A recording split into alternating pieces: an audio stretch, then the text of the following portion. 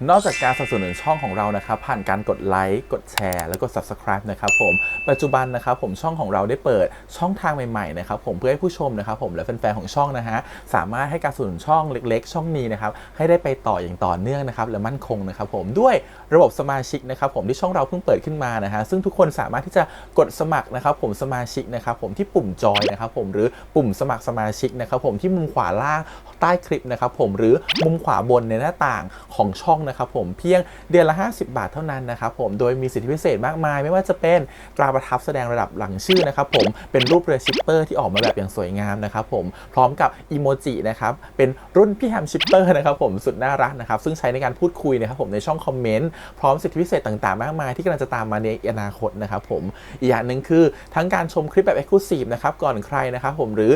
โอกาสที่จะได้ทำกิจกรรมต่างๆร่วมกันในอนาคตนะครับผมก็สำหรับสมาชิกเท่านั้นนะครับผมที่เก็บสิทธิ์นี้เอาไว้ให้กับทุกๆท่านนะครับแต่หากระบบสมาชิกยังไม่หนำใจนะครับผมเรายังมีช่องทางอื่นให้สนับสนุนกันนะครับผมไม่ว่าจะเป็นระบบซุปเปอร์แตงนะครับผมซึ่งหากผู้ชมเนี่ยเจอสัญลักษณ์นะครับรูปหัวใจนะครับผมที่มีดอลลาร์ไซน์นะครับผมหรือสัญลักษณ์รูปเงินดอลลาร์อยู่เนี่ยข้างใต้คลิปใดคลิปหนึ่งเนี่ยสามารถที่จะคลิกนะครับผมเพื่อโดเนทนะครับผมแทนคำขอบคุณนะฮะเพื่อเป็นการสนับสนุนช่องได้นะครับหรือจะเป็นการโดเนทนะครับผ่านบัญชีธนาคารนะครับผมซึ่งได้ใส่รายละเอียดเอาไว้แล้วนะครับข้างใต้คลิปนี้นะครับผมเอาไว้ที่คำบรรยายใต้คลิปนอกจากนั้นนะครับผมเรายังได้เปิด Line Open Chat นะครับซึ่งชื่อว่า ACS Channel Family นะครับผมก็เลยขอเชิญชาวช่องทุกคนนะครับผมเข้าร่วมห้องแชทได้โดยไม่มีค่าใช้จ่ายใดทั้งสิ้นนะครับผมเอาไว้พูดคุยแลกเปลี่ยนข่าวสารกันนะครับผมในครอบครัวของเราและผมได้จัดทำสติกเกอร์ลายรุ่น Lovely พี่แฮมนะครับชิปเปอร์นะครับเอาไว้เป็นสติกเกอร์ที่ใช้พูดคุยกันด้วยนะครับจะได้ใช้คุยกันในกลุ่มก็น่ารักดีนะครับผมหรือจะเอาไปใช้คุยกับเพื่อนๆส่วนตัวก็ได้นะครับไม่ติดอะไรเลยนะครับผมตั้งใจทำออกมามากๆนะฮะเพียงชุดละ35 บาทเท่านั้นนะครับผมใช้ได้ตลอดชีพนะครับผมก็หวังว่าทั้งหมดนี้นะครับผมจะเป็นเรื่องราวดีๆที่จะเกิดขึ้นกับช่องของเราและชาวช่องของเราทุกคนนะครับผมเพื่อมุ่งหน้าต่อไปสู่ปี 2023 ปีนี้และก้าวต่อไปด้วยกันอย่างมั่นคงนะครับผมอย่าลืมสนับสนุนกันนะครับขอบคุณครับ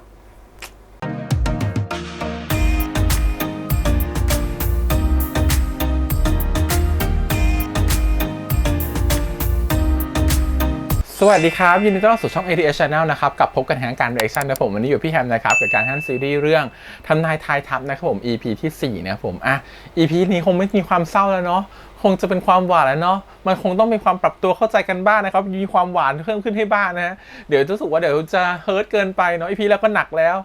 เดี๋ยวไปดูกันดีกว่ากับ EP ที่4นะครับผมแต่ก่อนอื่นเลยขอบคุณก่อนนะทาง GMTV นะฮะที่อนุญาตทำ reaction ได้นะครับไปดูกันเลยกับทำนายทายทัพ My Magic Property EP ที่4ครับไปเลยนี่จะไพ่อะไรนะสบายได้เลยนะแล้วก็อย่ายุ่งกับของผมกลับมาแล้วนะโอ๊ย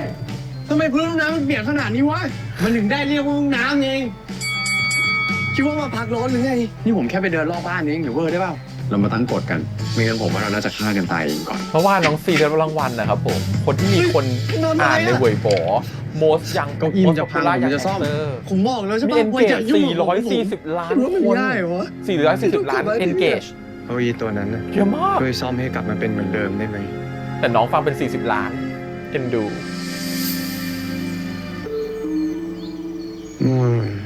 อุ้ยน่ารักอ่ะหมอน่ารักเบื่อ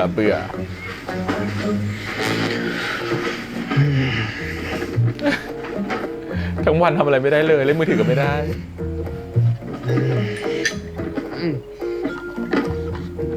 เอ็นดูอ่ะเหมือนเด็กน้อยอ่ะมันเบื่อจะตายอยู่แล้วไหนบอกชอบธรรมชาติชอบอากาศชอบนอนไม่เปิดแอร์มือถือพี่ยิมพอทำไงดิจะเอามาสั่งรองเท้าอ่ะวันนี้มันเป็นวันสุดท้ายที่จะได้พรีออเดอร์คู่นี้อยากซื้อรองเท้าเฮ้ยทำไมขี้งกจังอ่ะ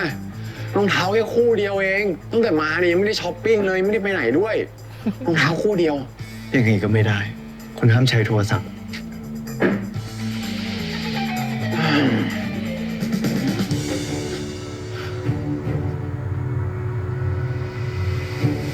พี่ขอร้องอ่ะขอนึกว่าจะว่าน้องถ้าวันนี้ไม่ได้เนี่ยคู่นี้ปิวแล้วขอร้องเหรอไม่ได้น้องก็แสบอยู่นะ อ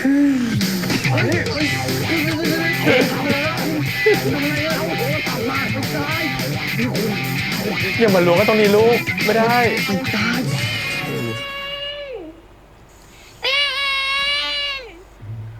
คุณผีเด็กมาโอ้ยผีเด็กอะไรนะสติคนนั่นแหละเข้าไปหลบก่อน ห้ามโผล่หน้าออกมาเด็ดขาดเข้าใจ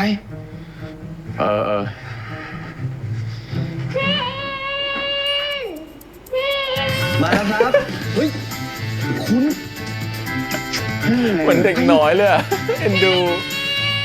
ไหนโอ้จูโอ้โหโตขึ้นเยอะเลย พี่อินจะอุ้มไม่ไหวแล้วนะคะ ข้าวหอมก็ตังพี่อินที่สุดในโลก พี่อินก็คิดถึงข้าวหอมที่สุดในโลกเหมือนกันค่ะ ก็ตังแต่ว่าฟังมาขาข้าวหอมเลย ก็พี่อินยุ่งอ่ะ คิดถึงแต่ไม่เห็นมาหาข้าวหอมเลย แต่วันเนี้ยจะไปหาที่บ้านข้าวหอมเลยนะ โอเคไหม เย้ เย้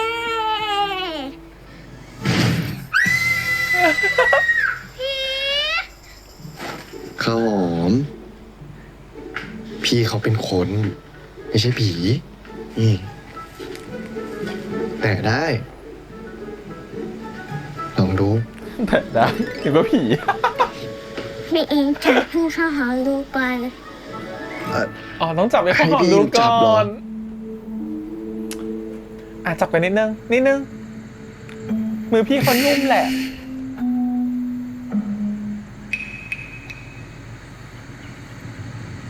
อืมเห็นไหม แต่ได้ ฉันชอบข้าวหอมมากขอบคุณสาววายมากสาววายแต่เดียวแต่น้อยสาววายแต่เด็ก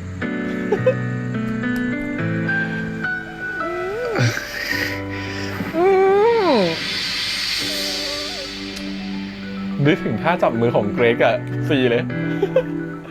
ในรายการสัมภาษณ์ล่าสุด เห็นไหมข้าวหอมนี่ไง จับได้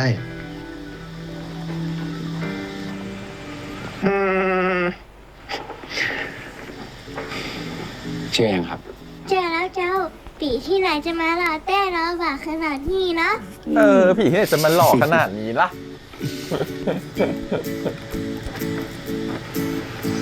นี่ปีอินพาปี พี่ทับครับ พี่ชื่อทับฟ้า โอ้เชื่อพ่อขนาดเย็นนี่ปีทับไปกินข้าวที่บ้านข้าวหอมตัวแล้วเจ้า ชื่อพร้อม ได้สิ ไปกินข้าวบ้านข้าวหอมไหม ไปให้ได้เลยครับ เย้ น่ารักอ่ะ บ๊ายบาย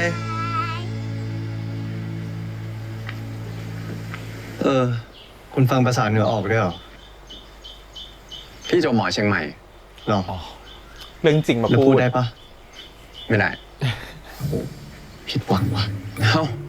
ขอโทษนะครับ ผมแค่ไปเรียน ไม่ได้ไปอยู่แต่กำเนิด อินเถอะทำไมฟังออก ที่นี่ก็บ้านผมเหมือนกันนะ แล้วพูดได้ปะ ไม่ได้เหมือนกัน ร้อนว่ะ ไอ้แน่น เข้าบ้านดีกว่า อิน พี่ขอไปกินข้าวบ้านก็หอมไปคนดิ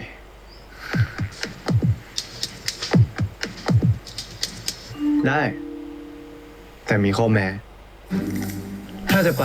ต้องทำข้อตกลงกันก่อน ได้ว่ามา ข้อแรก ห้ามบอกใครว่ามาที่นี่เพราะอะไร สบายมาก ห้ามปากหมา หมายถึงว่า ห้ามพูดจาไม่เข้าหูอะ จะพยายาม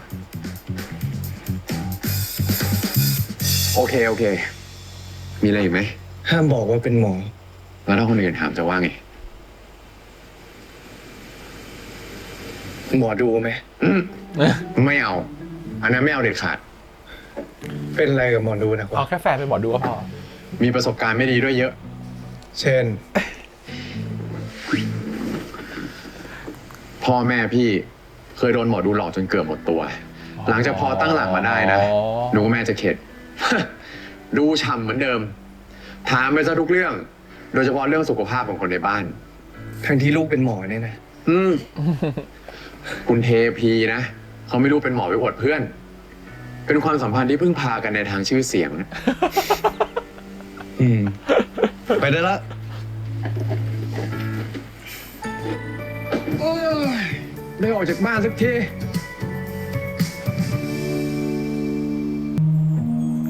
อ๋อวันนี้เป็น temperance เหรอแต่เป็น temperance จากน้ำจากอะโวคาโด2 ลูก ไม่ใช่แค่หมอดูนะที่พี่เคยเจอ หมออื่นพี่ก็เคยเจอมาละ หมออะไรอะ หมอผีไงสมัยพี่ใช้ทุนนะ เจอคนไข้เป็นงูสวัสด์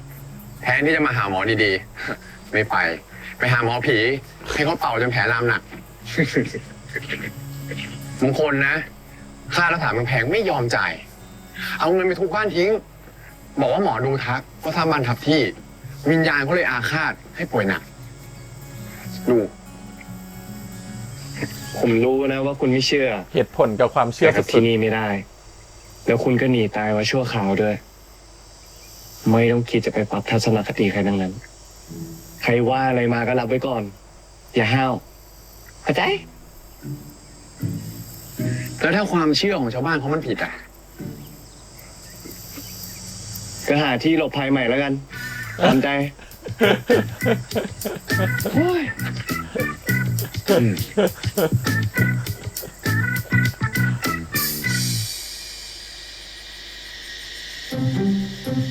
ฉันชอบสายตามาก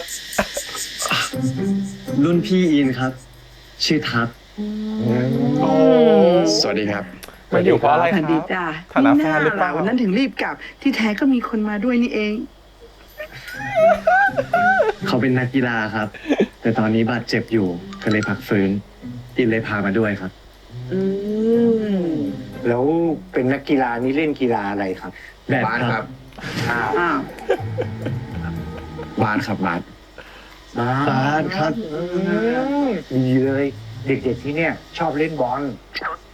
แต่บาสเนี่ยเขาก็สนใจอยากเล่นนะ ถ้าว่างๆมาช่วยสอนเด็กๆเนี่ยเด็กๆต้องดีใจแน่ ยินดีครับ ยินดีครับ อืม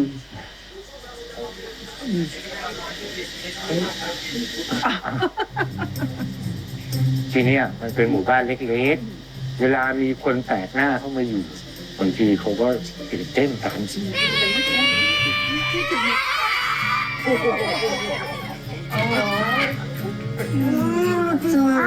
สวัสดีครับสวัสดีครับสวัสดีครับ เป็นที่รักของคนในหมู่บ้านเนาะ ยินซื้อของมาฝากด้วยนะ คุณ เดี๋ยวมานะ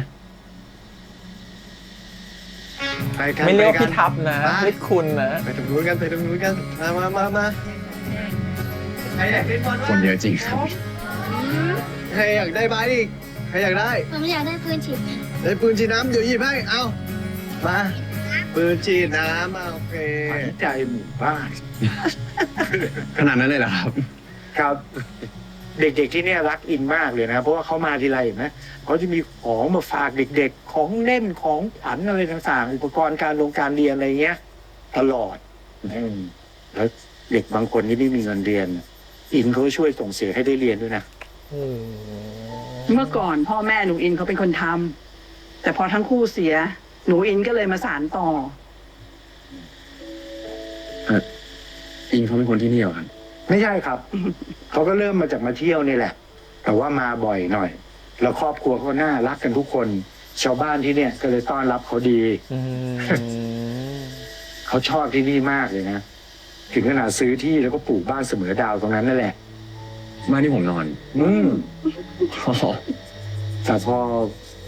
พ่อแม่เขาลดความเมื่อ5 ปีที่แล้วอ่ะ เขาก็เลยต้องมาทำบุญให้พ่อแม่เขาที่นี่ทุกปี แต่เขาไม่เคยเศร้าให้ใครเห็นเลยนะ น่าสงสาร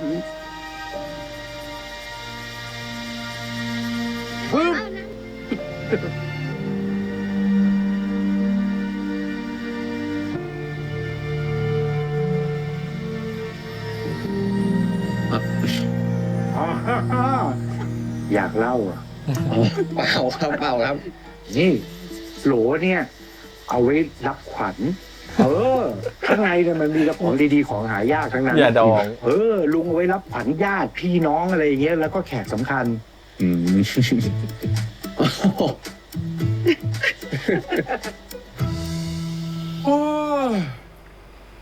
ถ้าเบื่อมากก็อ่านหนังสือไหมล่ะ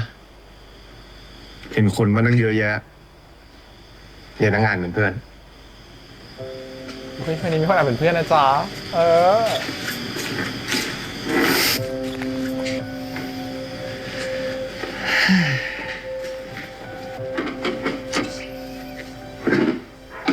โอ้อ่านไปดิ หมดจินน่ารักอ่ะ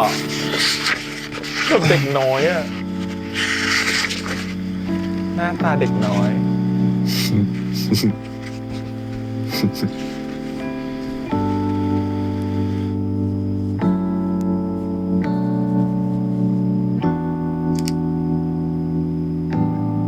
ไว้นุ่มฟูนุ่มฟู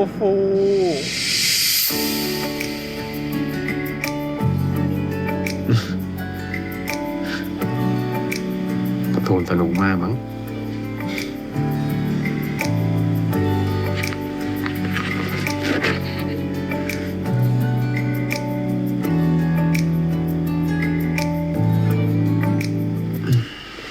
จะยกก็ไม่ยกชอบละสิ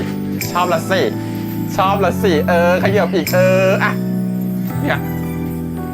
หมอทับเกลียดหมอดูแต่ห้ามใจตัวเองไม่ได้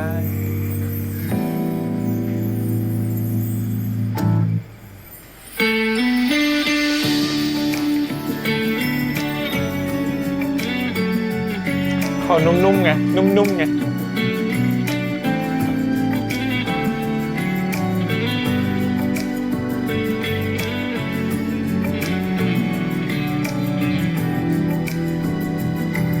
หลับด้วยกันเลยมะเอามะ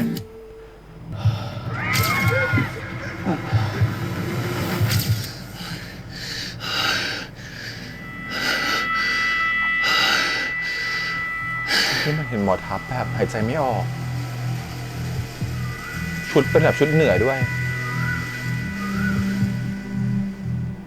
Morning in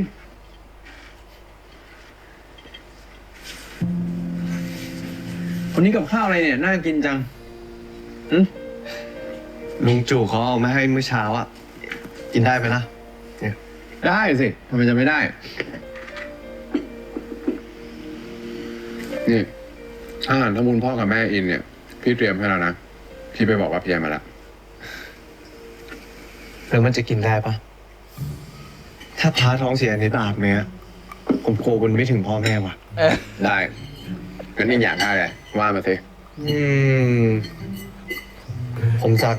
ชุดน้ำพริกแล้วก็ของหวานไปแล้ว ถ้าพวกอาหารก็เอาแค่แกงจืดเต้าหู้หมูสับกับผัดวุ้นเส้นกันเลย ได้งั้นเดี๋ยววันเนี้ยเราไปตลาดกัน นี่อยากช่วยหรือว่าอยากไปตลาด ก็ถ้ามันเบื่อมันก็ต้องช้อปปิ้งล่ะ ที่ทำดีกับผมแบบเนี้ยผู้ใหญ่กับป้าเพียนเล่าอะไรฟังหรือเปล่าไม่ต้องมาสงสารผมนะ ฮะ สงสารน่าสงสารกี่โมงเราอะ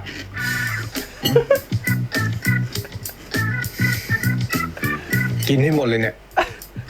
เดี๋ยวล้างจานด้วย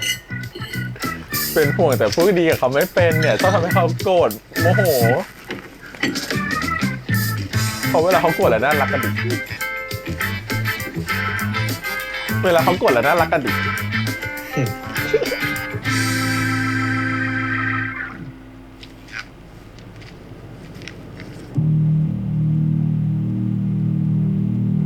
พี่ธาราเขาไม่ได้มารับยาเองเหรอวะ คนรับยาล่าสุดคือกสิทธิ์แต่กูเช็คกับพี่เก่งที่เป็นหมอประจำตัวคุณทาราแล้วด้วย แกสั่งจ่ายยาปกติเลย ฉลากยาถูกเปลี่ยนแน่นอน เองก็ชัวร์แล้วเปล่าวะ เก่งมากครับคุณหมอ มึงอย่าเพิ่งจีบกันดิ อุ๊ย เพื่อนจับได้ จีบพี่อะไร ถ้าคุณทาราฟื้น เขาน่าจะเป็นพยานปากสำคัญที่สุด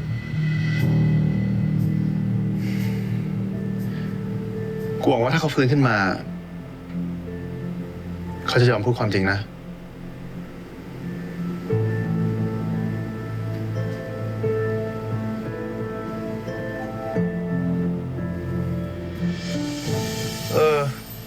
คุณกินเหล้าเป็นด้วยเหรอ เห็นถามเรื่องยาดองอ่ะ กินเป็นดิ ใครๆก็กินเหล้าเป็นว่าคุณ หรอหรือว่าเป็นหมอแล้วไม่กินซิ คนเขาก็คาดหวังแบบนั้นน่ะ พี่เลยไม่ค่อยได้กิน กินไปเถอะชีวิตสั้นจะตาย อยากทำอะไรก็ทำ แค่เดือดร้อนคนอื่นก็พอ หมอในตัวกินเก่งเลยจ้ะ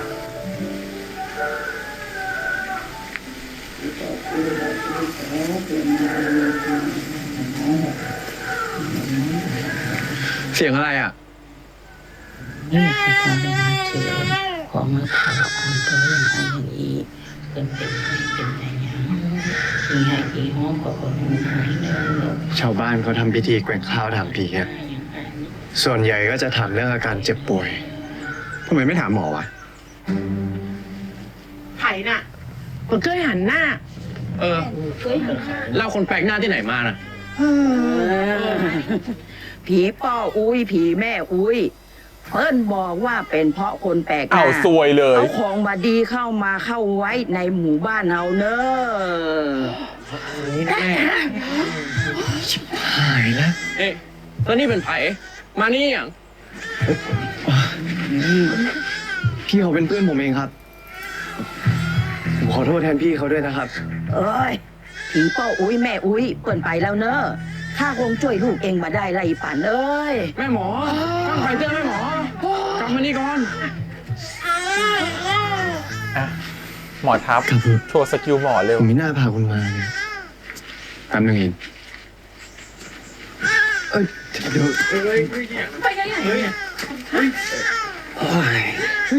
โทษนะครับ ผมขอดูน้องได้ไหมครับ เป็นหมอกะ เปล่าครับ เขาเป็นหมอดูครับ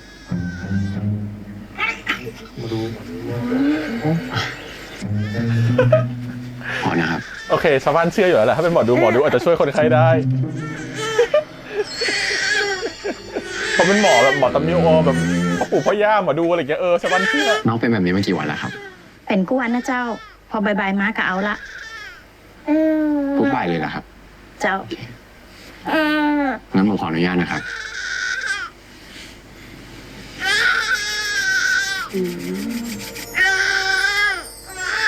ทำให้ท้องอุ่น นอนท้องอืด อาหารไม่ย่อย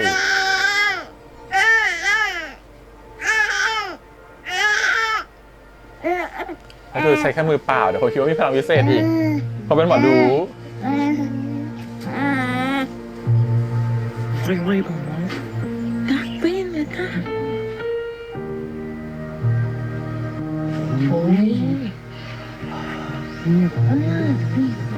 ตักปิ้งสังสิทธิ์แต้เลยนะ สงสิแท้ๆ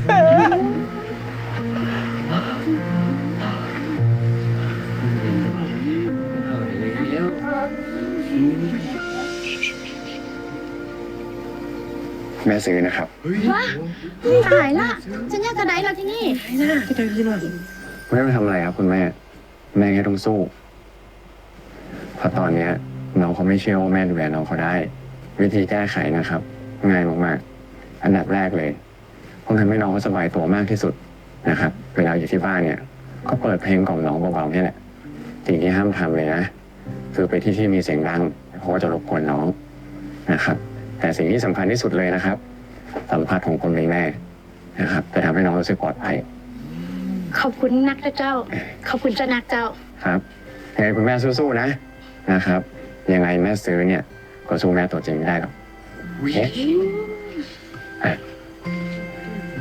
ช ช่างอธิบายด้วยการอัดแอ ข ป อบใจ กับ นะเจ้า เวอร์ทำพื้นบ้านได้อย่างยอดเยี่ยม เราดูมีของดีแล้ว เป็นหมอเป็นหมอฝึกนะเป็นหมอไทยทุนมาก่อนไปต่างจังหวัดมาก่อนรู้ว่าต้องทำยังไงเจอกับชาวบ้านแบบนี้มาเยอะไว้ใจผมหน่อยผมหล่อไหมล่ะน่ารักไหมล่ะ เหมือนจะใส่กระขับได้เอาสิโอ้ยอยากมีหมอทำเป็นของตัวเองอ่ะดูแลได้ทุกอย่างเลยอ่ะสักกระเบือยันเรือรบ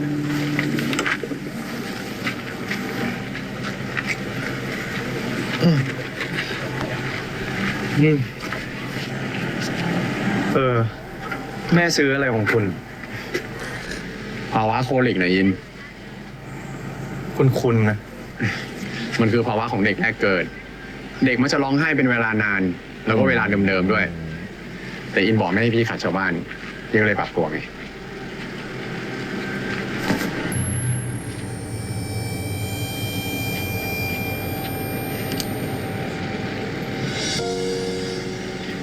เดินตามพี่ไว้ จะได้ไม่ต้องเห็นอะไรอีก ชนกับใครแล้วก็รู้สึกสัมผัสพิเศษหรือสัมผัสได้ แล้วไหน ถึงตัว รายการ เขา ต้องซื้ออะ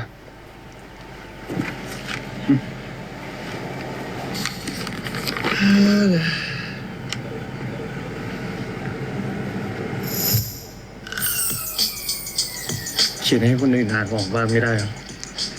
นี่ก็พยายามสุดๆแล้วนะ ลายมือหมอ หมอนี่มันก็หมอจริงๆเขียนยังไงวะเนี่ย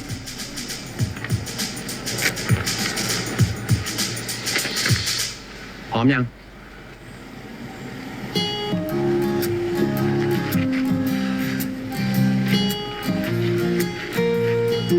เดี๋ยวก่อนได้ข่าวว่าเขียนหมูสับอย่างแรกจะซื้อเสื้อ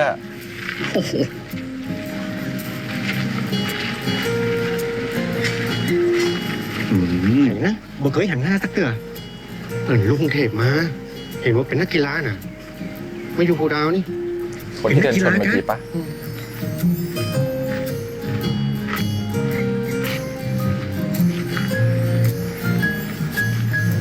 คุณไปซื้อของนำข้าวเร็ว เฮ้ย แป๊บนึงขอดูนี้ก่อน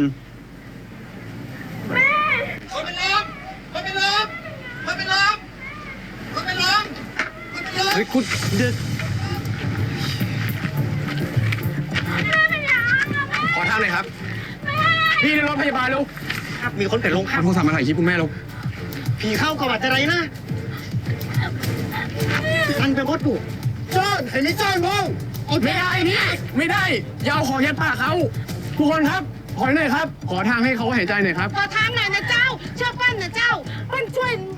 ลูกยี่ปันได้ตะกี้นี่นะเจ้า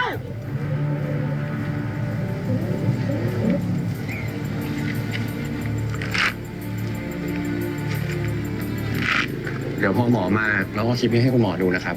เจ้า โอเคนะ โอ้ถ้าผมว่าเป็นนักกีฬาก็นึกว่าเป็นหมอนะเนี่ยแต่พวกเขาเก่งขนาดนั้น แตะค่ะ มันเก่งไปเก่งแต่เก่งแต่เก่งว่า เก่งแต่เจ้า จัดนะครับคุณจัดนะครับ อ๋ออย่าเพิ่งไปนะเจ้า อย่าเพิ่งไปนะเจ้า เอาพักมาเฮือนะเจ้าเอาคือผลคือพักเจ้า ครับ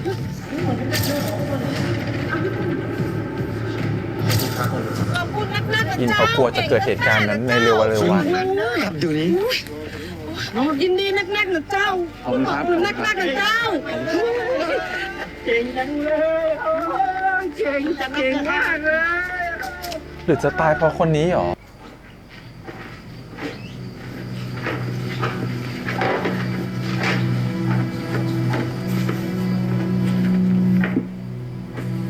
ยิน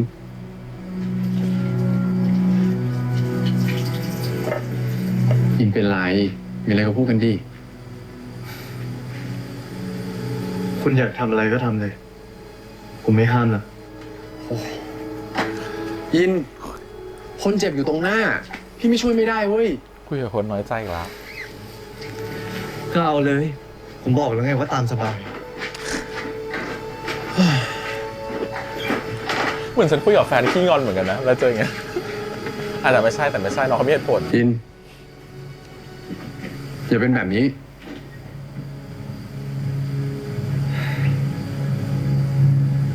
ถ้าพวกที่ตามคุณรู้ว่าคุณอยู่ที่นี่แล้วเขาตามมา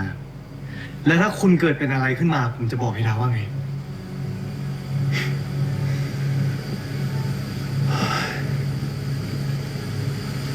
ห่วงพูดแบบนี้อิน อย่ามารู้ทันนะ นี่ พวกมันจะตามมาได้ยังไงหึที่พี่มาที่เนี่ย ก็เพราะฝันอินไม่ใช่เหรอ แล้วฝันของอินเนี่ย มันก็ผ่านมาแล้ว แต่ผมฝันใหม่แล้ว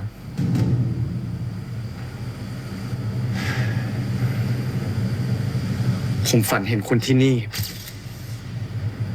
ผมไม่รู้ว่าจะช่วยคนทันไหม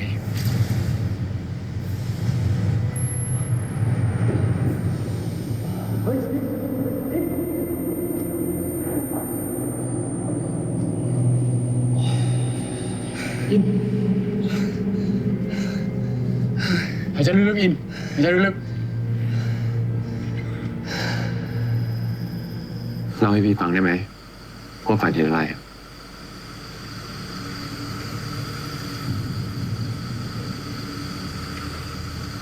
ผมฝันเห็นคนนอนจมกองเลือด แล้วก็มีคนล้มเต็มไปหมด ที่นี่เหรอ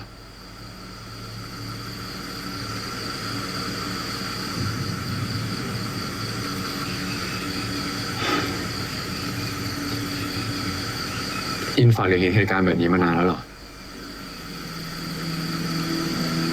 ย้อนกลับไปเลยพ่อแม่แน่เลย เล่าเถอะพี่อยากฟัง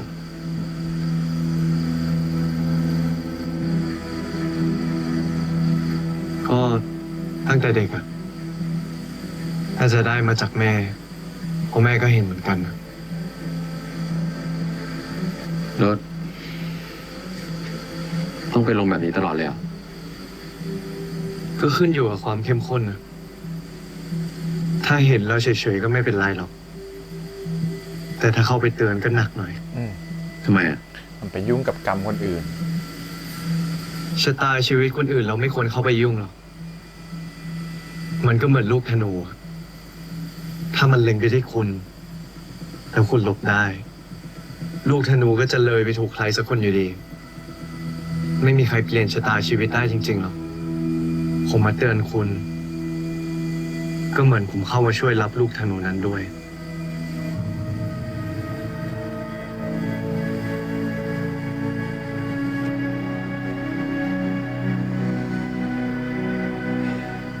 งั้นห้ามช่วยพี่ ผมช่วยไปแล้ว อิน พี่ถามหน่อย อินทำแบบนี้ทำไมอะฮะตั้งแต่ช่วยพี่ที่โรงพยาบาลแล้ว คนสุดท้ายที่ผมฝันเห็นแล้วผมช่วยไม่ทันก็คือพ่อกับแม่ จนถึงทุกวันนี้ผมก็ยังเสียใจกับเรื่องนี้อยู่ แต่นั่นคือพ่อแม่อินไง ฮะ พี่เป็นใครก็ไม่รู้ คุณก็เป็นลูกของพ่อแม่คุณ เป็นพี่ชายดาว เป็นคนสำคัญในครอบครัว เราอินล่ะ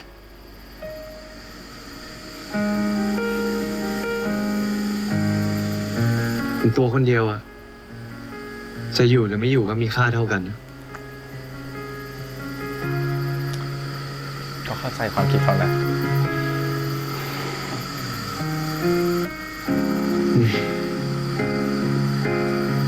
งั้นพี่เล่าเรื่องอาการเวลาไปเตือนใครให้พี่ฟังได้ไหม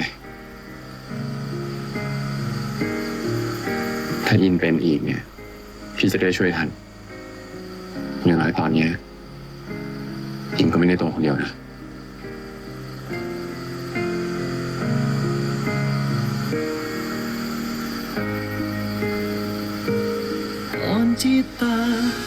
ไว้เพลงใหม่เพลงใหม่ ไม่ต้องนำพ่อแม่อินก็ได้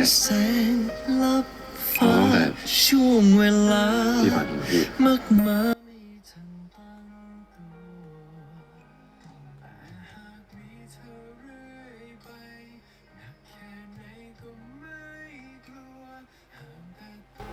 เพลงใหม่เพลงใหม่เพราะเนาะ มีความคล้ายๆกับนิทานพันดาว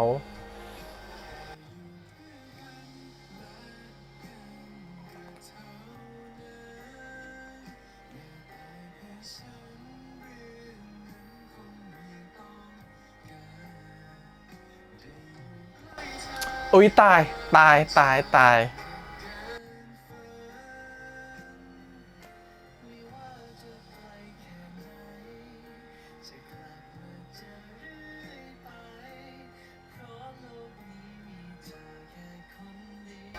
โอ้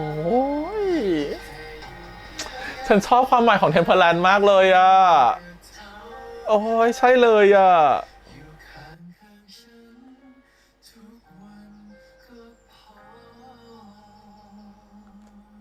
เลิศเพลงนี้นี่เอง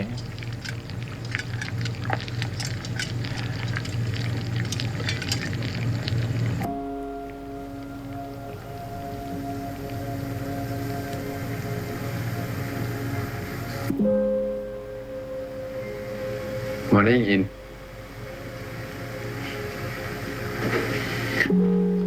พี่ตักกับข้าวแยกไว้ให้เนี่ย จะได้รู้ว่ามันอร่อยแค่ไหน ที่จริงคำชมมันควรเป็นหน้าที่คนอื่นไหมพี่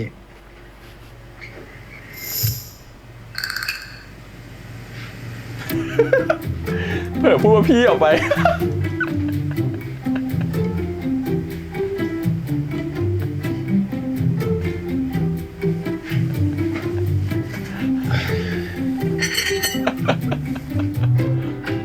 กินก่อนเลยนะกำลังร้อนๆเดี๋ยวพี่ตามไปกินด้วย อร่อย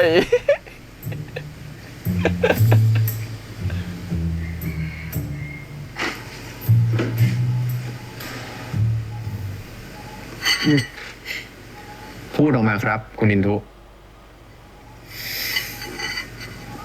อร่อย อะไรนะ อร่อยก็ได้ กวดน้ำไม่อยู่ยะถาวริวหาปูราปริปุเรนติสาคารามีวังเมวะอิโตทินังเปตานังอุปกปปติอิทิตังตุมังคิปะเมวะสมิจตุ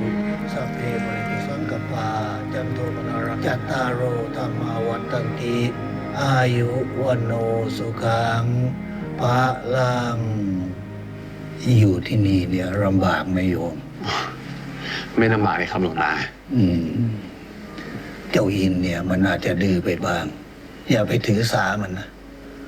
มันอยู่คนเดียวมานาน หลวงตาครับ เมื่อก่อนอินเขาไม่ได้เป็นแบบนี้หรอกครับ เมื่อก่อนนะดูสดใสดี แต่พ่อแม่ก็เสียไป ก็กลายเป็นคนเงียบๆเก็บเนื้อเก็บตัว บ้านที่นี่ก็ทิ้งไว้ ได้ผู้ใหญ่จูกับชาวบ้านเนี่ยช่วยกันดูแลให้ ไม่อย่างนั้นก็คงพังไปหมดละเหมือนกับสวนดอกไม้ข้างบนนะ มีสวนดอกไม้ด้วยเหรอครับ พ่อเจ้าอินเนี่ยเขาทำให้แม่กับเจ้าอินเนี่ยตั้งแต่เจ้าอินเกิด แล้วเรื่องที่อินเห็นอนาคตคนอื่นนะครับ นั่นก็อีกเรื่องหนึ่งเจ้าอินเนี่ยมันไม่อยากเห็นหรอกแต่ชะตากรรมเนี่ยกำหนดไว้ อินมันก็เลยเก็บเนื้อกับตัวไม่ค่อยไปเจอใคร กลัวจะเห็น พอรู้เรื่อง ก็อยากจะช่วย แต่พอช่วยเนี่ยเรื่องมันเข้าตัว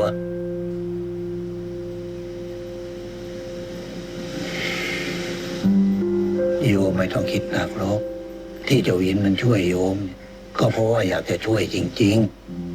ทั้งที่เขารู้อยู่แล้วเหรอครับว่าจะต้องรับเคราะห์แทน ๆ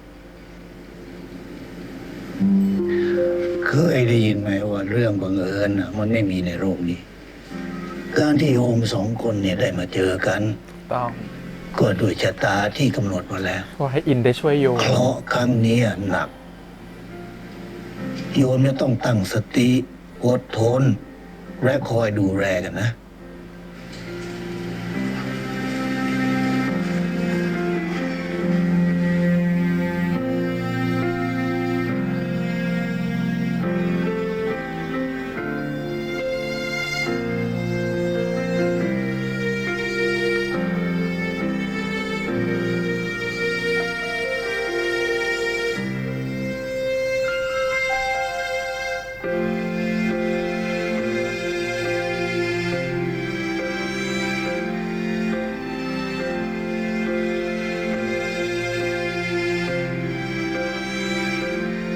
หมอหัวใจวายหรือหัวใจสั่นเพราะรัก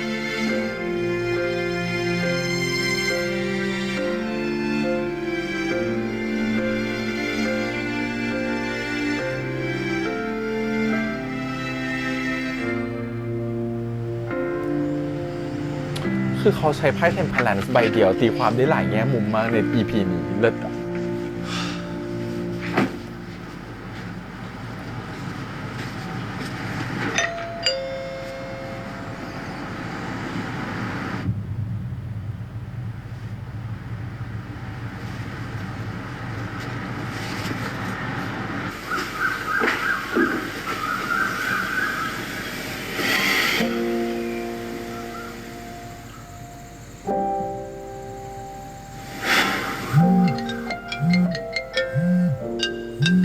พี่ต้น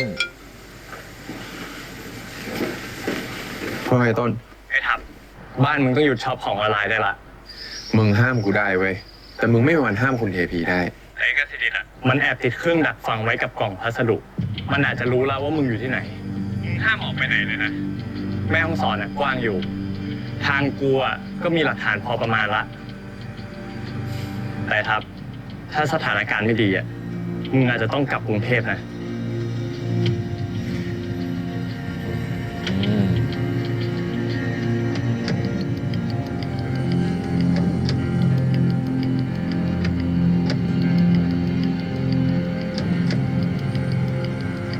มันไม่ได้ไปสิงคโปร์มึงไม่รู้ได้ยังไงวะว่ามันหายหัวไปไหน มึงรีบหามันให้เจอเลยนะ ก่อนที่มันจะกลับมาเล่นงานกู ส่วนทางเนี้ยก็ปล่อยมันนอนพักนั่นแหละ ให้ฟื้นขึ้นมาก็เหมือนตายเจ็ด โทรหาใครอ่ะ เห็นแล้ว ไปบ้านพี่ใหญ่จูกัน มีอะไรเนี่ย เดี๋ยวก็รู้ ไปเร็วเร็ว น่ารักอ่ะ โอ้ย อ้าวมานั่งเลยครับ นั่งเลย เชิญนั่งเลยครับเออ ครับโอ้ป้าเพียน เชิญ เนี่ยพอทับกับหนูข้าวหอม เขาร่วมมือกันเซอร์ไพรส์พี่อินเลยนะ จริงเหรอ เฮ้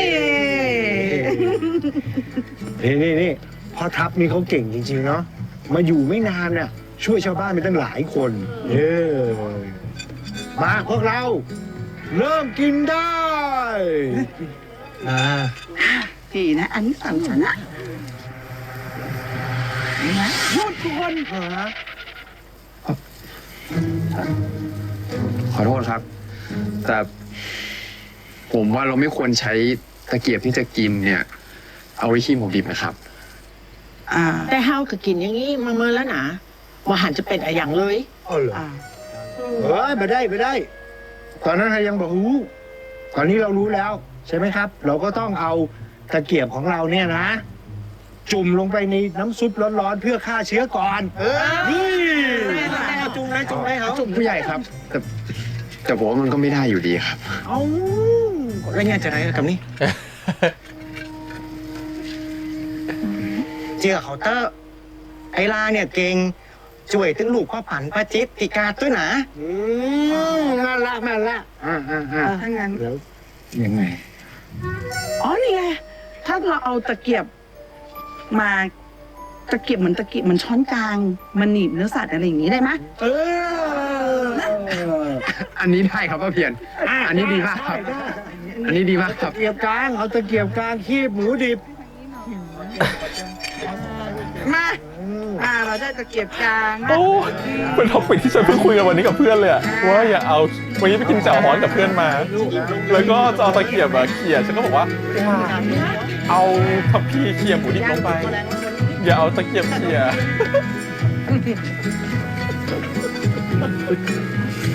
นี่คุณกินหมูกระทะด้วยเหรอแล้วไข่มันดีหายไปไหนหมดอ่ะ หรือไปกรุงเทพ เฉพาะอะโวคา นั่น โด นะปีอินบอกฮอปีทาวะปีแล้วเจ้า โอ้ยนั่นสิคะ พ พี่ก็ไม่รู้เหมือนกันค่ะข้าวหอมทำไมนะ มันบอกถูกต้องนะเจ้าปีอินสอนข้าวหอมว่าไข่แก่กว่าก็ต้องเป็นปี จ้ะจะเรียกขุนได้ยังไงก็ต้องเรียกปี แก่ขนาดนี้เรียกคุณอาได้ไหมคะ ได้เจ้า ได้ใช่ไหมคะ ก็เคยมารับเด็กอะเนาะ หนูอินในเรื่องเขา22 23เองอะหมดทำในเรื่อง31แล้วอะชอบ32แล้วอะก็เป็นคุณอาได้อยู่ ลองหน่อยไหม มีความแลบลิ้น จะดีเหรอครับ เอา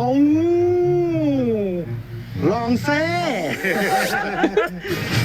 ชน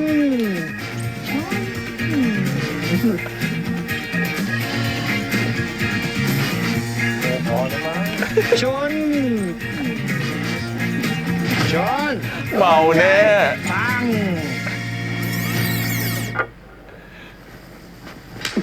ผู้ใหญ่ เอา ไม่ไหวแล้วเหรอ เฮ้ยยานี่มันดีจัดนักเจ็บตรงไหนรักษาได้เฮ้ยล้อเล่น อันนี้มันคือกำลังเสือโคร่ง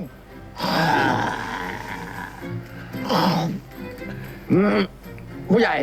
อืม ไม่ ผมจะบอกผู้ใหญ่ให้นะ ว่า เราเนี่ย มันไม่ได้ต้องกูเจอเลย คุณเมาแล้ว เอ้ยกูอะไรนะเมื่อกี้กลับบ้านเหรอ กลับได้ไง กลับได้ไงใช่ไหมผู้ใหญ่ อิน ฟังนะ เราเนี่ยยังเด็กอยู่ จะไปไหนเนี่ย ต้องรอผู้ใหญ่ก่อน ใช่ ผู้ใหญ่เขายังไม่ ผู้ใหญ่ ผู้ใหญ่ อยู่กับผมก่อนผู้ใหญ่ ผมยังไม่อยากกลับบ้านคุณผู้ใหญ่ See you tomorrow the way เอ้ยเมื่อย ตายแล้วกำลังเสือกโคร่งจะกินน้องพึ่งปูเนี่ย เหรอคนตรงนู้นสบายดีไหมครับคุณเงียบก่อนเดี๋ยวชาวบ้านก็ด่าหรอก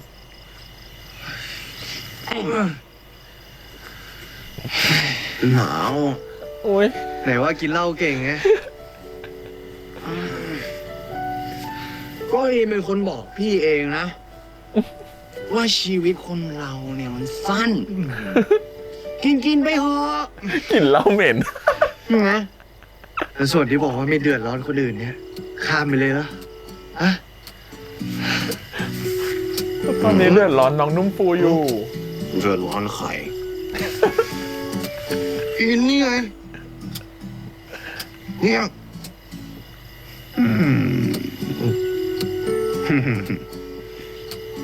น่ารัก น่ารัก ไหน เรียกตัวเองว่าอินอีกทีสิ แล้วเรียกพี่ว่าพี่ สนิทเหรอ อุ้ยน่ารักอ่ะโอ้แก้มชน แน่นไปเลยครับที่คุณ เขาไม่ได้เรียกสนิทเว้ยเขาเรียกแบกโอ้ย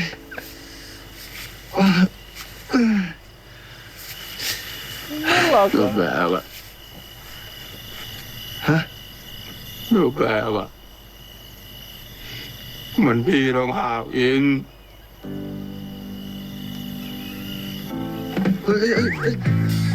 อะไรอะ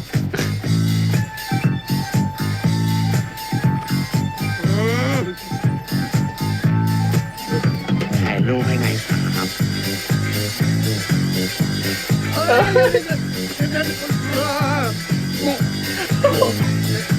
สุภาพทุลักทุเลมะ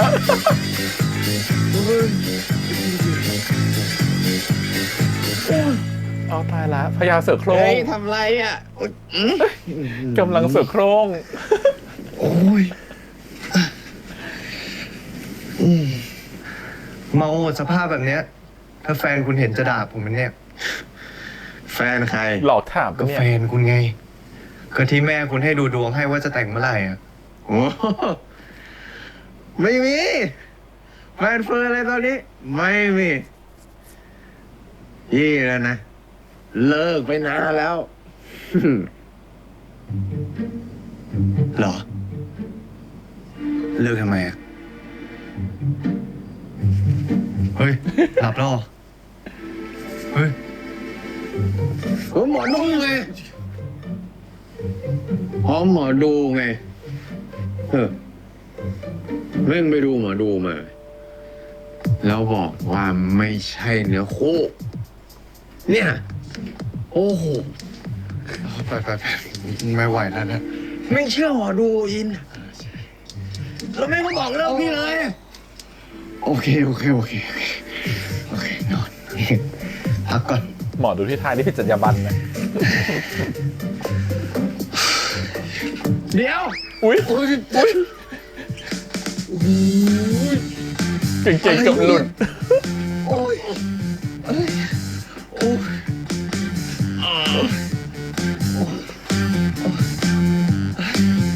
น้องอินครับเช็ดตัวให้พี่ถามหน่อย จะบ้าเหรออินเช็ดตัวให้พี่ทำหน่อยไม่งั้นนอนไม่หลับ โอ้ยอย่าเยอะไป เยอะ นอนได้ละอย่าเยอะ โอ้ยมันร้อนอะเดี๋ยวโอเค เดี๋ยวหยิบมาให้แป๊บนึงลุกขึ้นมานั่งก่อนลุกขึ้นมา ตายแล้ว ลุก ตาย ขึ้น แล้ มาว ก่อน สภาพนี้น้องอินฉันจะรอดไหมเนี่ย เอาอันหลังเราไม่ต้องสอนเนี่ยทำไมมันแรงอย่างขนาดนี้วะ แล้วทำดีด้วยนะ อย่าดองก็งี้นะ ให้หมอตัวแดงด้วยนะทำยังไงต้องแต่งกับปัดบัชออนให้แดงๆ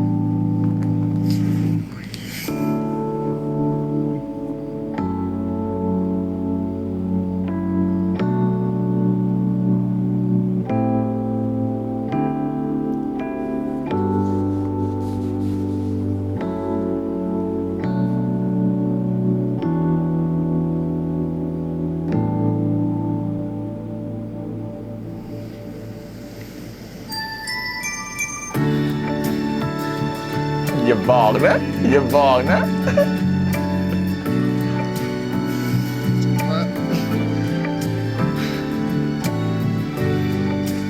เอาเสร็จแล้ว ทีนี้นอนได้ยัง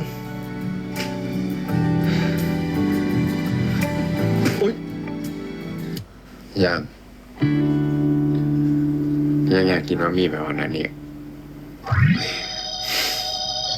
จิตใต้สำนึกต้องการของอร่อยแล้วเนาะ ก็เลยมาม่าเลยต้องเข้ามาช่วยเหลือนะฮะหมอทัพ กิน จะได้ไปนอน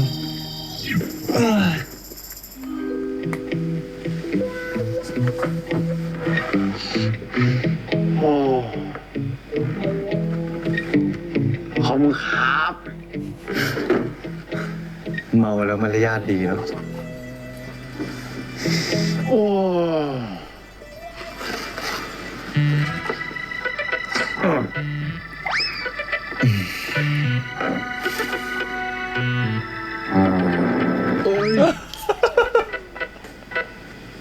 เฮ้ยล้อเล่น ดูแลคนที่เมานี่โคตรตลกและโคตรรำคาญไปในเวลาเดียวกัน มันร้อน แต่ถ้าดูแลคนที่เมาแล้วเป็นคนที่ชอบด้วยอ่ะมันจะสนุกนิดนึง มองมั้ง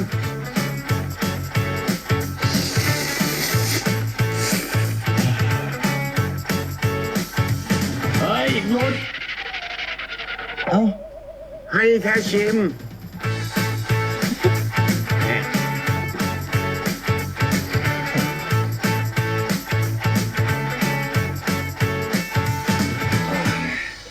ฉันว่าสั่งแล้วละเบอร์เนี้ย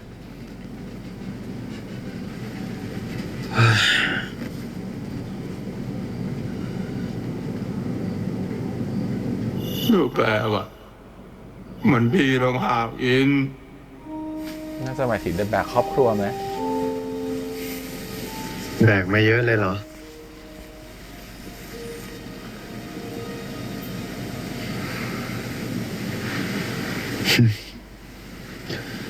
พี่เป็นพี่ชายคนโต พ่อกับแม่ก็เลยคาดหวัง ที่จะเป็นที่พึ่งพาให้น้องๆได้ อยากให้พี่มีครอบครัวที่สมบูรณ์ อยากให้เป็นหมอ เพื่อที่จะได้ดูแลทุกคนในบ้านได้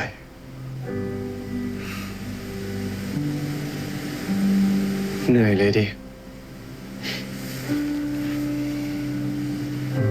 ทำไงได้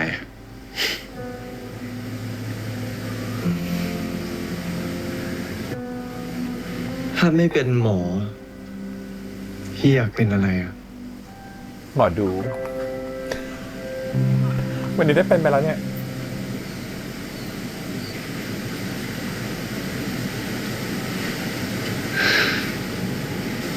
ว่าไงพี่ทัพ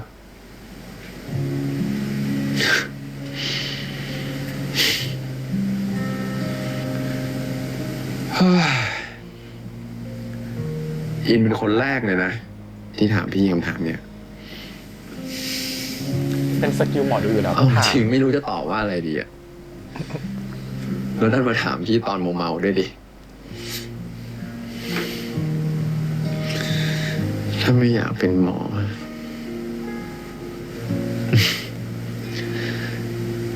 มันอาจจะฟังดูตลกหน่อยนะ แต่ตอนนี้พี่อยากอยู่เฉย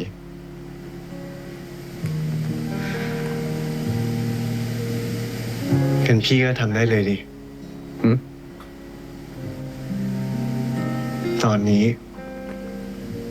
ที่นี่ พี่อยู่เฉยๆได้เลย ไม่ต้องแบ่งอะไรไปแล้วนะ เธอไม่เคยมีใครพูดเขาแบบนี้เขาทัชเลยนะ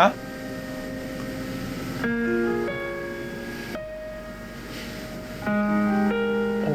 ยรักก็รัก ขอ จ ค ริ วาง มฝันนี้เลยนะ ตอนนี้ชีวิตพี่เหมือนฝันเลย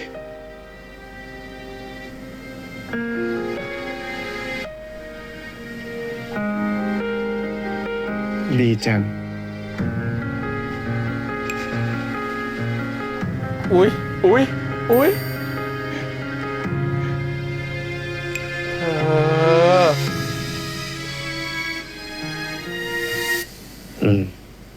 ดีจัง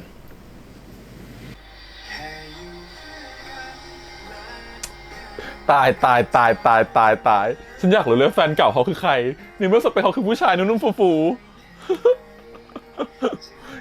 เลยแม่ถามว่าวันแต่งงานวันไหนแม่คงถามเล่นๆแหละ ถ้าเป็นแฟนกับพี่น้องอินแม่ก็น่าจะยอม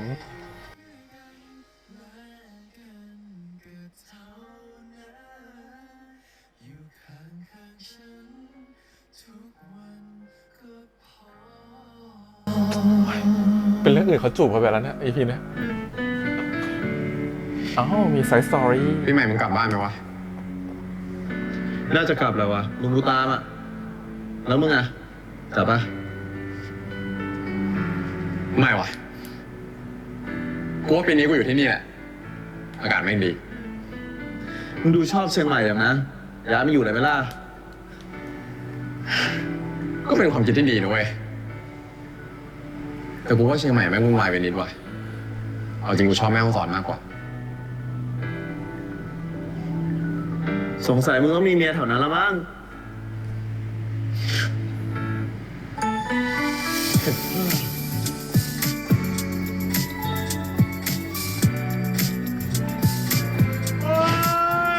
พี่ชอบแมวสอนจริงๆด้วย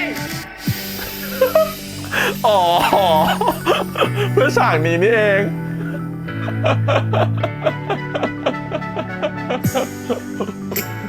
พี่ชอบแม่ห้องสอนจริงๆด้วย ตุนยิน วายตาย พี่ แล้ว ทำมาอยู่กับอินได้ไงครับเนี่ย พี่เป็นแฟนอิน กูบอกเลยนะ โอ้กูไม่เชื่อคู่แข่งมาแล้วพี่ก็ต้องรีบหน่อยป่ะ ผมกับอินสัญญากันว่า ถ้าอายุ30แล้วยังไม่มีใคร เราจะคบกัน ไปสัญญาแบบนั้นกับเขาได้ไงเขาไม่ได้ชอบกันคบกับเพื่อนก็น่าจะสบายใจดีไม่ใช่หรอเคยใจเต้นกับตุลไหมถ้าตุลเข้ามาใกล้แบบเนี้ยใจเต้นไหม ตายแล้ว โอ้ยมอก็จะลงห้องสมุดก็จะอยู่ แม่ห้องสอนก็จะเข้า โอ้ยตายแล้วซีรีส์วายช่วงนี้มันอะไรกันเนี่ย อ่ะโอเคอีพีนี้ตอนแรกพี่คิดว่าจะเล่าเรื่องของอินกับตัวของหมอทับก่อนไม่พี่ว่าเราเปิดด้วยไพ่ก่อนดีกว่าเพราะว่าไพ่ EP นี้มันไม่มีการเปิดไพ่ออกมาเป็นไพ่ประจำ EP เนาะเพราะถ้าพี่พูดไพ่เนี่ยไพ่จะเชื่อมกับทุกประเด็นใน EP ได้หมดเลยโคตรเก่งอยากจะชมมากเลยอ่ะคนคิดไพ่ประจำ EP เนี่ยเก่งมากเดี๋ยวพี่ขอหาไพ่แป๊บนึงนะฮะโอเคไพ่ประจำ EP นี้คือ Temperance นะครับผมนี่อาจจะไม่ได้เหมือนในภาพเขามากเขาจะเป็นอะโวคาโด2 อันเนาะแต่จริงๆ Temperance เนี่ยมันจะมีความหมายเอาคร่าวๆก่อนละกันแต่ถ้าพี่ทำพูดไปมันจะเริ่มเก็ตว่ามันเกี่ยวอะไรกับ EP นี้เนาะ Temperance จะมีความหมายเกี่ยวกับเรื่องของการปรับตัวเข้าหากันนะครับผมการปรับตัวเข้าสู่สมดุลนะฮะการผสมผสานกลมกลืนนะฮะมีความหมายเกี่ยวกับเรื่องของความเป็นกลางนะความรู้จักยับยั้งชั่งใจนะฮะความรู้จักอดทนรอได้อดทนให้รอถึงเป้าหมายได้นะฮะผมปรับตัวเก่งนะฮะใช้ศาสตร์ต่างๆมาผสมผสานกันได้เป็นอย่างดีพี่ครับพูดไปเริ่มเก็ตไหมมันมีความเป็น EP นี้ขึ้นมาบ้างไหมนะครับผมหรือจะเป็นความเป็นหนึ่งอันเดียวกันนะการเยียวยารักษาและฟื้นฟูจิตใจนะฮะเนี่ยมันเกี่ยวกับเรื่องของ Temperance หมดเลยทำไมต้องเป็น Temperance ครับ Temperance มันมีสัญลักษณ์คือถ้วย2 ถ้วยมันคือเปรียบเหมือนกับการผสมผสาน2สิ่งเข้าหากันฟีลลิ่งเหมือนชาชักนะฮะผสมผสาน2สิ่งเข้าหากันนอกจากนั้นเนี่ยมันจะมีเรื่องของการที่ว่าถ้วย2 ถ้วยที่มันเทน้ำใส่กันน่ะถ้าเธอดูดีๆนะถ้าพี่ปกติเราเจอไพ่ใบนี้พี่แฮมชอบถ่ายเลยว่าเดี๋ยวถ้ามีงานปาร์ตี้เดี๋ยวเธอต้องมีการเทเหล้าแน่เลยมีงานปาร์ตี้กันใช่เลยนี่ไงเขามีการกินเหล้าเทเหล้ากันนะภาพ Temperance ก็จะเป็นเหมือนเอาน้ำเทแก้วใส่กันเนาะเป็นน้ำเทจากแก้วหนึ่งไปอยู่อีกแก้วหนึ่งมันก็ฟิลเทเหล้าก็มีการกินเหล้าใน EP นี้ด้วยนะผมมากกว่านั้นคือ Temperance เนี่ยตัวของเทพีเนี่ยจะเป็นเทพีนะครับผมก็คือเทพีไอริสก็คือเทพีแห่งสายรุ้งเนาะเขาพูดถึงการที่ว่าเมื่อเราปรับตัวสู่สมดุลได้แล้วเนี่ยปลายทางเราจะมีแสงสว่างอยู่เนาะก็คือพระอาทิตย์ที่อยู่ด้านหลังนะก็เหมือนกับเรากำลังเหมือนกับว่าเป็นการปรับตัวเพื่อไปสู่เป้าหมายในระยะยาวที่เราวางแผนไว้หรืออดทนรอเพื่อไปสู่เป้าหมายสิ่งใดสิ่งหนึ่งที่เราตั้งใจไว้นะฮะถ้าพี่แอมพูดมาทั้งหมดเนี่ยความหมายเริ่มจับได้หรือยังว่า Temperance คืออะไรนะสัญลักษณ์3 เหลี่ยมที่อยู่ตรงกลาง Temperance เนี่ย Temperance จะมีสัญลักษณ์เป็นรูป3 เหลี่ยมอยู่กลางหน้าอกนะครับผมเขาแทนเรื่องเกี่ยวกับเรื่องของการปรับสมดุลระหว่างอารมณ์นะครับผมแล้วก็เหตุผลเข้าด้วยกันซึ่งมันก็คือเขา2 คนนั่นแหละคนนึงเป็นเหตุผลคนนึงเป็นอารมณ์ความรู้สึกปรับเข้าหากันนะและที่แน่ๆคือจุดแข็งของไพ่ใบนี้เนี่ยหรือเป็นสิ่งที่เราต้องพูดถึงไพ่ใบนี้เนี่ยสามารถอยู่ร่วมกับคนที่มีความคิดที่แตกต่างกันได้และมีความสามารถในการปรับตัวให้อยู่ในทุกสถานการณ์หรือเรียกว่าอยู่เป็นก็ได้ครับผมและคำแนะนำของไพ่ใบนี้ก็คือการอดทนไม่มากเกินไปไม่น้อยเกินไปอดทนเพื่อให้ถึงเป้าหมายที่ตั้งใจไว้พอพี่แฮมพูดแบบเนี้ยทุกอย่างคือเกิดขึ้นใน EP นี้เพราะอะไรนะผมถ้าเรามาดูนะพี่แฮมพูดถึงประเด็นความอดทนก่อนละกันประเด็นความอดทนก็ต้องเล่าไปที่ตัวของอินและก็ตัวของทัพเนาะ EP นี้ปูแบ็กกราวด์ของอินแล้วก็ทัพเพิ่มขึ้นมานะว่าทำไมอินทุถึงเป็นคนแบบนี้ทำไมหมอทัพถึงเป็นคนแบบนี้ทำไมอินทุนะฮะเกิดพี่ขอเล่าหมอทัพก่อนละกันทำไมหมอทัพถึงเกลียดหมอดูเพราะว่าหมอดูเคยทำให้พ่อแม่เขาเสียหายนะหมดเงินหมดทองแต่ตอนนี้ปัจจุบันแม่ก็ยังเชื่อหมอดูอยู่เนาะแต่เคยทำให้หมดตัวมาละแล้วก็ต้องกลับมาฟื้นฟูพอทำให้กลับมาฟื้นฟูเนี่ยมันทำให้เขากลายเป็นเดอะแบกของบ้านเนาะวันที่ตัวเองล้มเนี่ยแล้วต้องกลับมามีสร้างสมบัติสร้างตัวใหม่เนี่ยมันก็เหมือนกับอาจจะสร้างได้ไม่เท่าเดิมแล้วความหวังทุกอย่างมันก็ไปตกอยู่ที่ลูกคนโตทำให้ลูกคนโตต้องเป็นเดอะแบกของบ้านในการแบกครอบครัวต้องเป็นพี่ใหญ่ของบ้านดูแลตัวเองให้ได้มีครอบครัวที่สมบูรณ์อาจจะต้องแต่งงานให้มีครอบครัวสมบูรณ์แบบเหมือนที่พ่อแม่วางแผนไว้นะอันนั้นคือสิ่งที่เขาเกิดขึ้นกับหมอดูแล้วเขารู้สึกว่าหมอดูทำลายชีวิตครอบครัวเขามากกว่านั้นหมอดูเนี่ยเคยไปทำลายแฟนเก่าเขาว่าคนเนี่ยไม่ใช่คู่ที่เป็นคู่ของแฟนหรือไม่ใช่เป็นคู่สมพงษ์กันก็เลยทำให้2 คนเลิกกันเราไม่รู้แฟนเก่าเขาเป็นผู้ชายหรือผู้หญิงเนาะแต่ก็สเปคก็คือเพื่อนๆแซวว่านี่คือสเปคของเธอแซวว่าแฟนเก่าจะเป็นผู้ชายก็ได้ก็ทำให้ไปทำนายแฟนเก่าว่าเป็นไม่ใช่คู่กันก็เลยไปเลิกกันจริงๆผิดจรรยาบรรณหมอดูนะการที่คุณไปทำนายเรื่องการเป็นหมอดูเนี่ยมีหมอดูชอบโดนถามคำถามนี้มากเลยว่าคนนี้เป็นคู่ฉันหรือเปล่าคนนี้เป็นคู่หนูหรือเปล่าคนนี้เป็นคู่ของหนูหรือเปล่าสิ่งที่พี่แฮมเจอตลอดคือคำถามนี้แล้วพี่แฮมจะถามไปกับทุกครั้งว่าถ้าพี่แฮมบอกว่าไม่ใช่คู่กันจะเลิกเลยไหม หรือถ้าพี่แฮมบอกเป็นคู่กันจะแต่งงานเลยไหมมันก็ไม่ใช่ตัวกำหนดความรู้สึกไงจริงๆแล้วจรรยาบรรณหมอดูไม่ควรทำนายให้คนเขาต้องเลิกกันนะฮะหรือสูญเสียความสัมพันธ์ซึ่งกันและกันมันเป็นการไปตัดหรือไปยุ่งกับความสัมพันธ์คนอื่นมากเกินไปจริงๆเราไม่ควรทำนายแบบนั้นงั้นเราควรจะเลี่ยงคำถามแบบนี้โดยการถามกลับว่าถ้าบอกว่าเลิกจะเลิกไหมมันก็มีบางคนเหมือนกันนะว่าถ้าบอกว่าเลิกก็เลิกค่ะเพราะฉะนั้นเราก็จะบอกว่างั้นพี่ก็ไม่ขอถ่ายเรื่องนี้แล้วกันเพราะพี่ไม่อยากทำให้น้องต้องเลิกกับแฟนโดยที่ไม่รู้มาก่อนแต่พี่จะบอกแค่ว่าการคบคนนี้ต่อไปแล้วจะเป็นอย่างไรอย่างเงี้ยพี่ทายให้แต่จะไม่บอกว่าใช่คู่สมพงษ์ไหมจะไม่ทายเนาะแต่นั่นแหละเขาก็ไปเจอหมอดูแบบนั้นมาทำให้เขาเลิกกับแฟนเก่ามาทำให้เขาเกลียดหมอดูมากๆพอมาฝั่งแบ็กกราวด์ของตัวของอินบ้างอินเนี่ยทำไมเขาถึงรู้สึกว่าการช่วยคนครั้งหนึ่งมันสำคัญเนาะเพราะเขาเคยฝันเขามีความฝันแบบนี้มาตั้งแต่เด็กแม่เขาก็เป็นเหมือนกันแล้วเขาก็ฝันเห็นนิมิตแบบนี้มาตลอดเวลาฝันเห็นมาเรื่อยๆนะครับผมแต่ทุกครั้งที่ฝันล่าสุดก็คือฝันถึงพ่อแม่แล้วเขาก็ช่วยพ่อแม่ไปไม่ได้เนาะแล้วมาฝันถึงพี่ทัพเนี่ยเขารู้สึกอยากจะช่วยพี่ทัพเพราะว่าเขารู้สึกว่าเขาเคยช่วยไม่ได้แล้วครั้งหนึ่งเขาก็อยากจะช่วยใครสักคนหนึ่งให้ได้เนาะแต่ทุกครั้งที่เขาฝันแล้วเขาจะไปช่วยใครสักคนหนึ่งเขาจะเจ็บตัวเสมอหรือเป็นลมเป็นแรงเสมอเพราะเขาเอาตัวเองไปยุ่งกับดวงคนอื่นคือเขาเอาตัวเองไปขวางลูกธนูพอไปขวางกระแสของโชคชะตามันเลยเหมือนเขาต้องรับโชคชะตานั้นไว้แทนหรือความเจ็บปวดนั้นไว้แทนทีนี้มากกว่านั้นคืออะไรมากกว่านั้นคือการที่เขารู้สึกของความที่อยากจะช่วยใครสักคนหนึ่งจริงๆมันมีอยู่ตลอดเลยแต่ด้วยความที่เขาทุกครั้งที่ช่วยมันเจ็บตัวมันทำให้เขาเลิกที่จะช่วยและทำให้เขารู้สึกว่าตั้งแต่พ่อแม่เขาเสียไปเขาไม่เอาอะไรอีกแล้วเขาเลยที่จะอยู่เก็บตัวอยู่เงียบๆไม่ค่อยยุ่งกับใครเพราะการยุ่งกับคนอื่นเยอะยิ่งเขาไปเห็นภาพของคนอื่นมากขึ้นก็อยากจะอดช่วยไม่ได้มากขึ้นก็เลยเลือกที่จะเก็บตัวแล้วกันขอไม่อยู่กับใครขอไม่ไปสูงสิงกับคนเยอะพอยิ่งอยู่กับคนเยอะก็ยิ่งเห็นภาพเขาเยอะแล้วว่าตอนที่เขาเดินชนในตลาดแล้วเขาก็เห็นวิบขึ้นมาในหัวเขาก็เห็นภาพอะไรบางอย่างของคนนั้นที่เดินผ่านเขาไปเหมือนกันนะแต่เขาก็เลือกที่จะแบบไม่สนใจไงแต่กับทัพฟ้าไม่ต้องสนใจอันนี้คุณพระท่านพูดไว้ว่าบางครั้งเนี่ยโชคชะตาของคนเรามันถูกกำหนดให้ต้องมาช่วยเหลือกันพี่แฮมเคยพูดเรื่องนี้ที่พี่แฮมบอกว่าให้พี่แฮมฝันถึงคนหนึ่งเนาะซ้ำๆกันใน EP ก่อนเนี่ยว่าฝันอยู่นั่นแหละเพราะว่าจริงๆแล้วเรามีโชคชะตาที่ต้องเข้ามาช่วยเหลือเขาเช่นกันบางครั้งโชคชะตามันหลีกหนีไม่ได้ครับมันถูกกำหนดว่าการที่ทัพฟ้าเจอภัยมีภัยอาฆาตหรือภัยที่เหมือนถึงคาดของตัวเองเนี่ยและก็ได้มาเจอกับอินทุเนี่ยซึ่งเป็นคนที่เห็นนิมิตในการที่จะช่วยทัพฟ้าไว้ได้เนี่ยแล้วอินทุก็เหมือนมาแบ่งความตายนั้นเป็น2ครึ่งหนึ่งไปอยู่กับทัพครึ่งนึงก็อยู่อินทุเพราะฉะนั้นภัยหรือที่จะถึงตัวของทัพฟ้าครั้งนี้มันใหญ่หลวงนักแต่อินทูช่วยเข้ามาขวางกระแสตรงนั้นเอาไว้มันทำให้ภัยที่เกิดจาก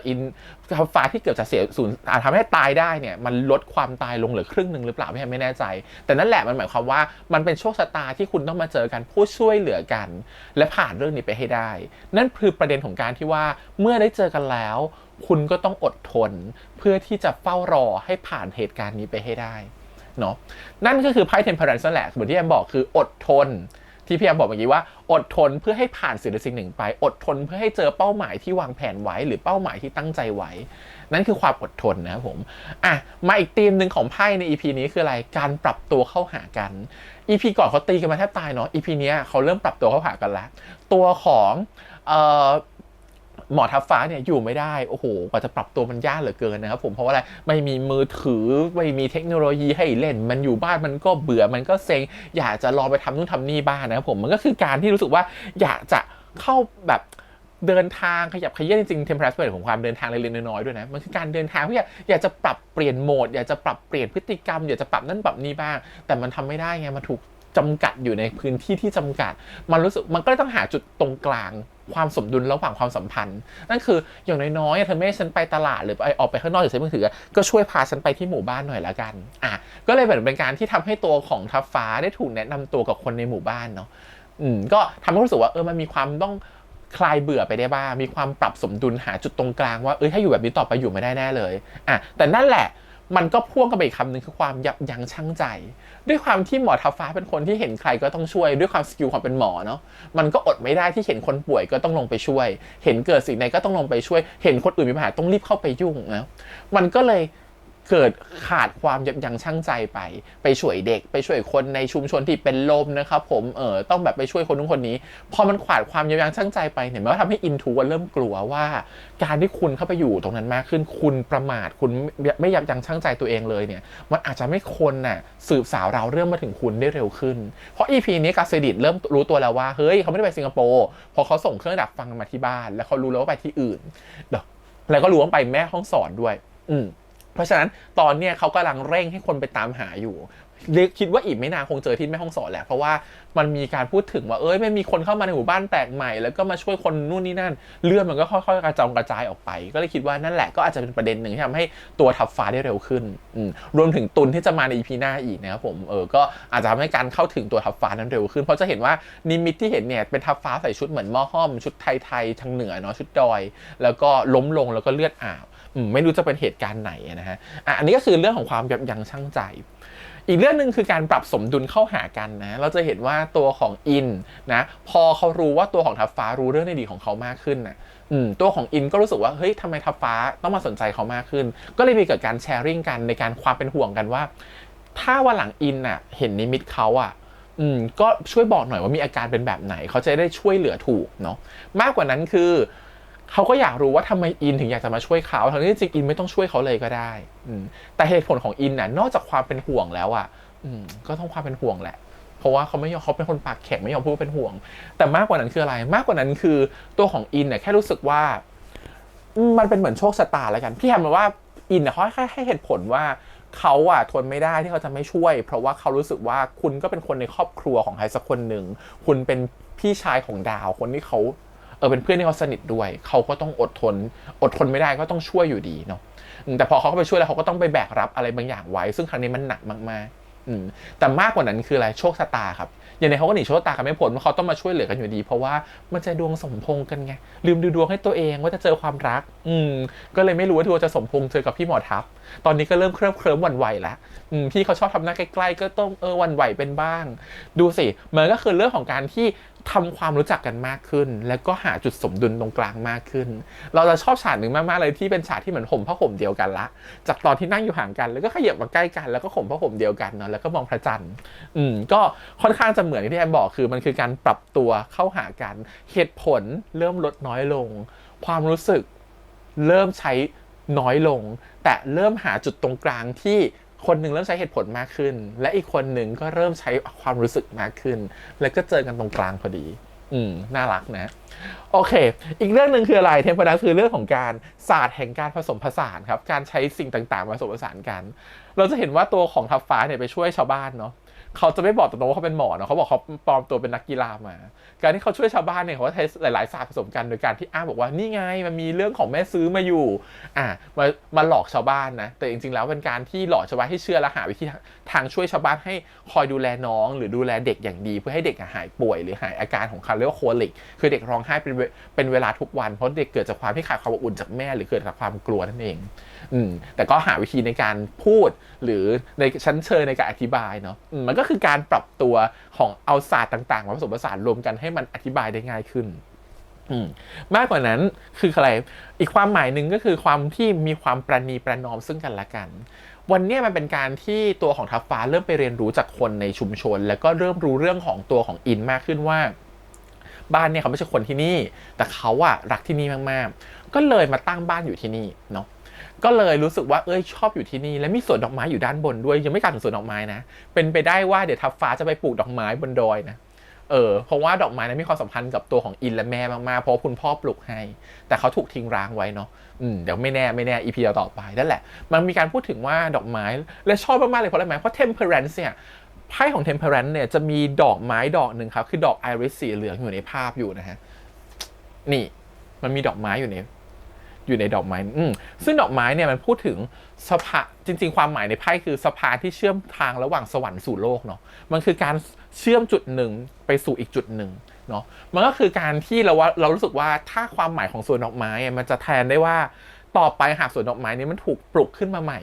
มันคือการเชื่อมของคนสองคนเหมือนเป็นสะพานในการที่ทำให้ตัวของคนสองคนน่ะเข้าหากันและเดินมาเจอกันหรือมีความสัมพันธ์ที่มันผูกพันมากยิ่งขึ้น อันนี้ก็เป็นอีกความหมายหนึ่งที่เราตีความจากไพ่เนาะแต่มากกว่านั้นคืออะไรมากกว่านั้นคือความรู้สึกคือถ้าไม่สนใจเรื่องไพ่เลยมันคือการที่ตัวของทัพฟ้ารู้จักอินในอีกหลายๆแง่มุมมากขึ้นจากเสียงของชาวบ้านแล้วมันทำให้เขารู้สึก1สงสาร2รัก3รู้สึกว่าเขาเอ็นดูเด็กคนนี้จังเลยรู้สึกเห็นใจคนนี้จังเลยที่ต้องผ่านเรื่องราวร้ายๆต่างๆมาเขาเป็นเดอะแบกของบ้านก็จริงเขามีความกดดันก็จริงแต่ความกดดันของเขาก็อาจจะไม่เทียบเท่ากับความกดดันที่ตัวของอินต้องเจอมาอินทำทุกอย่างแทนพ่อแม่หมดนะฮะซื้อของมาบริจาคของเด็กๆในหมู่บ้านเนาะทำทุกอย่างแทนพ่อแม่โคตรจะเป็นเด็กดีอ่ะคือถ้ายิ่งเราแค่ฟังเรื่องของอินเรารู้สึกว่าโหเราอยากจะทำให้เขาดีกว่านี้เราอยากจะคอยซัพพอร์ตเขาอ่ะคือเราเป็นคนดูเราคิดได้แบบนั้นเลยอะแล้วเป็นหมอทัพอะซึ่งแบบเขาช่วยชีวิตมาแล้วอยู่กับเขามาเป็นหลักอาทิตย์เนี่ยมันต้องรู้สึกแบบโห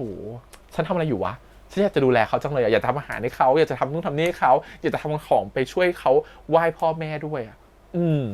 แล้วยิ่งจะไปรู้จักพระมาอีกเนาะว่าเขาเคยเป็นคนร่าเริงมาก่อนแล้วอยู่ดีๆเขาก็กลายเป็นคนที่ไม่ร่าเริงเป็นคนที่เก็บตัวเพราะว่ากลัว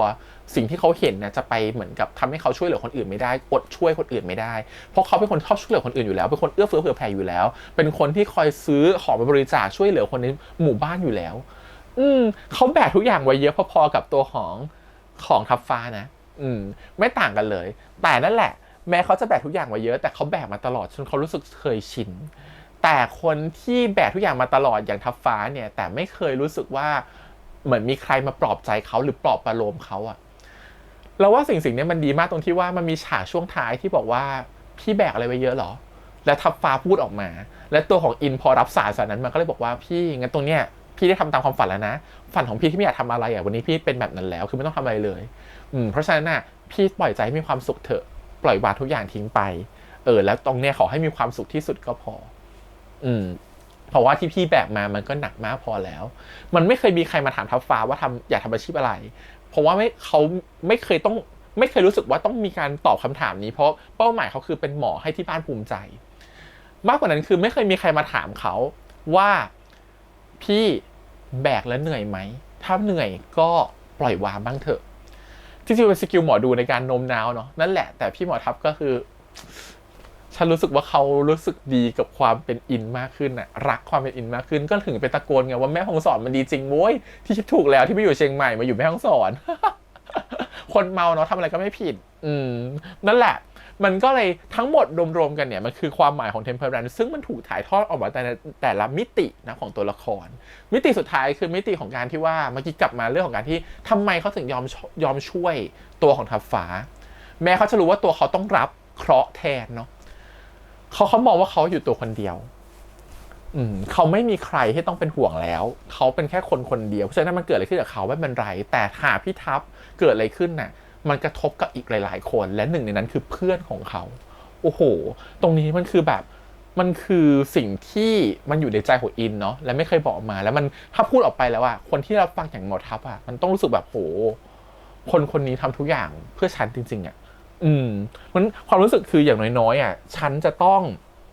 เปลี่ยนแปลงตัวเองหรือฉันอาจจะต้องเป็นคนที่เหมือนที่แม่บอกใน EP ก่อนว่าพี่ทัพนั่นแหละคือคนที่จะเข้ามาฟื้นฟูและมาเยียวยา